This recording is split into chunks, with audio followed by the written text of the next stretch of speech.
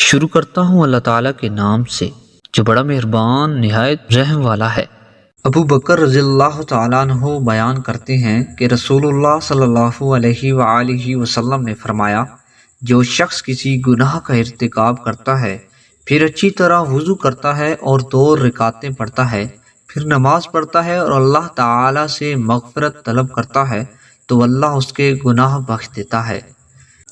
ابو ہریرہ رضی اللہ تعالیٰ عنہ اور ابو سعید رضی اللہ تعالیٰ عنہ سے روایت ہے کہ نبی اکرم صلی اللہ علیہ وآلہ وسلم نے فرمایا، جو لوگ مجلس میں بیٹھ کر ذکر الہی کرتے ہیں فرشتے انہیں گھیر لیتے ہیں اور اللہ کی رحمت انہیں ڈھانپ لیتی ہے اور سکینت ان پر نازل ہونے لگتی ہے اور اللہ تعالیٰ اپنے مقرب فرشتوں سے ان کا ذکر کرتا ہے۔ تشریح: ایک حدیث میں ہے کہ لوگوں نے زور سے اللہ کی یاد شروع کی، یعنی بہت چلا کر، تو آپ صلی اللہ علیہ وآلہ وسلم نے ارشاد فرمایا، تم اس کو نہیں پکارتے جو بہرا ہے یا غائب ہے، اپنے اوپر آسانی کرو۔ دوسری روایت میں ہے کہ وہ تم سے زیادہ قریب ہے، تمہارے پالان کی آگے کی لکڑی یا تمہارے اونٹ کی گردن سے بھی۔ اس کا مطلب یہ ہے کہ وہ ہر جگہ اور ہر چیز کو سنتا